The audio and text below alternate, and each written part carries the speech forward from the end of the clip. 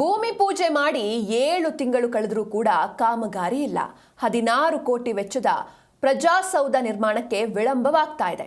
2026ರ ಜನವರಿ 12ರಂದು ಅದ್ಧೂರಿಯಾಗಿ ಭೂಮಿ ಪೂಜೆಯನ್ನ ಮಾಡಲಾಗಿತ್ತು. ಆದರೆ ಇನ್ನೂ ಕೂಡ ಕಾಮಗಾರಿ ಕಂಪ್ಲೀಟ್ ಆಗಿಲ್ಲ. ಶತಮಾನದ ಹಳೆಯ ಕಟ್ಟಡದಲ್ಲೇ ತಹಶೀಲ್ದಾರ್ ಕಚೇರಿ ಇದೆ. ಹಾಗೆ ಯಾವಾಗ ಮಳೆಯಾಗುತ್ತೋ ಆಗೆಲ್ಲ ಆ ಒಂದು ಕಟ್ಟಡ ಸೋರ್ತಾ ಇದೆ. ಪ್ರತಿದಿನ ಈ ಒಂದು ಆಫೀಸ್ಗೆ ಸಾವಿರಾರು ಜನಸಾಮಾನ್ಯರು ಭೇಟಿಯನ್ನು ನೀಡ್ತಾರೆ. ಆದರೆ ಅವರಿಗೆ ಅಲ್ಲೊಂದು ಪಾರ್ಕಿಂಗ್ ವ್ಯವಸ್ಥೆ ಕೂಡ ಇಲ್ಲ. ಹೀಗಾಗಿ ಬಾಡಿಗೆ ಕಟ್ಟಡ ಹುಡುಕಾಟ ಅಧಿಕಾರಿಗಳಿಗೆ ತಲೆನೋವಾಗಿದೆ. ಅಧಿಕಾರಿಗಳ ವಿಳಂಬಕ್ಕೆ ಈ ಯೋಜನೆ ಸಿಕ್ಕಿದ್ಯಾ ಎನ್ನುವಂಥ ಪ್ರಶ್ನೆಗಳು ಮೂಡ್ತಾ ಇದೆ. ಹಾಗಾದ್ರೆ ಹೊಸ ಪ್ರಜಾಸೌಧ ನಿರ್ಮಾಣ ಯಾವಾಗ ಆರಂಭವಾಗುತ್ತೆ ಅನ್ನೋದು ಸದ್ಯದ ಪ್ರಶ್ನೆ.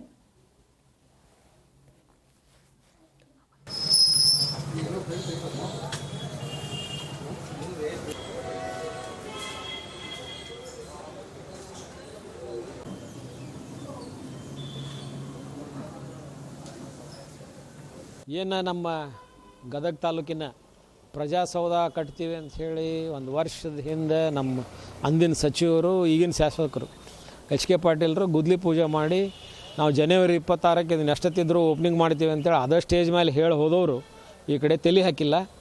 ಏನು ಇವರಿಗೆಲ್ಲ ಒಂದು ಆಲ್ಟರ್ನೇಟ್ ವ್ಯವಸ್ಥೆ ಮಾಡಿ ಕೊಡಬೇಕಾಗಿತ್ತು. ಆಫೀಸ್ ಖಾಲಿ ಮಾಡಿ ಕಾಂಟ್ರಾಕ್ಟರ್ಗೆ ಕೆಲಸ ಮಾಡೋಕ್ಕೆ ವ್ಯವಸ್ಥೆ ಮಾಡಿ ಕೊಡಬೇಕಾಗಿತ್ತು. ಯಾವುದೋ ಆಲ್ಟರ್ನೇಟ್ ವ್ಯವಸ್ಥೆ ಆಗಲಾರ್ದಕ್ಕೆ ಅವ್ರು ಕಾಂಟ್ರಾಕ್ಟರ್ ಈ ಕಡೆ ಬಂದಿಲ್ಲ.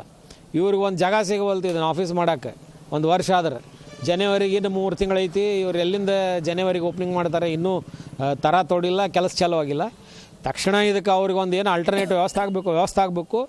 ಅದನ್ನು ತೆಗೆದು ಏನು ಕೆಲಸ ಇವರು 7 ಕೋಟಿ ರೂಪಾಯಿ ತೊಗೊಂಬಂದೀವಿ ಅದಕ್ಕೆ ಇಟ್ಟೇವೆ ಅಂತ ಹೇಳಿದ್ರು, ಆ ಕೆಲಸ ಚಾಲೂ ಆಗಬೇಕು. ಆದಷ್ಟು ಶೀಘ್ರ ಇದು ಓಪನಿಂಗ್ ಆಗುವಂಥ ವ್ಯವಸ್ಥೆ ಆಗಬೇಕು. ಏನು ಸುಮಾರು 100-120 ವರ್ಷದ ಹಳೆ ಕಟ್ಟಡ ಇದು.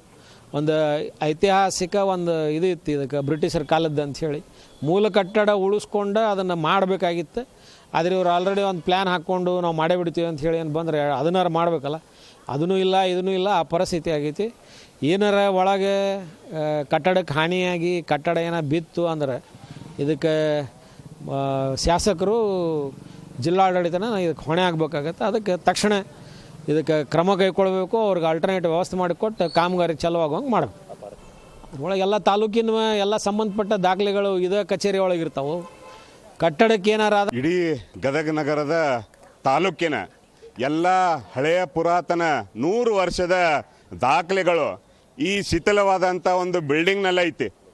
ಯಾವುದೇ ಕಾರಣಕ್ಕೂ ಮಳೆ ಬಂತಂದ್ರೆ ಇಲ್ಲಿ ಅಧಿಕಾರಿಗಳು ಮತ್ತು ನಾಗರಿಕರು ಇಲ್ಲಿ ಬರುವಂಥ ಯಾವ್ದಾರ ಒಂದು ಅಪಾಯಕ್ಕೆ ಹೊಣೆ ಆದರೆ ಇದಕ್ಕೆ ಮುಖ್ಯ ಕಾರಣ ನಮ್ಮ ಜಿಲ್ಲಾಡಳಿತ ಮತ್ತು ಈಗಿನ ಶಾಸಕರು ಇದಕ್ಕೆ ಹೊಣೆ ಆಗ್ತಾರೆ ಅಂತ ಹೇಳ್ತೇನೆ. ಗದಗ ಹೃದಯ ಭಾಗದಲ್ಲಿರುವಂಥ ಈ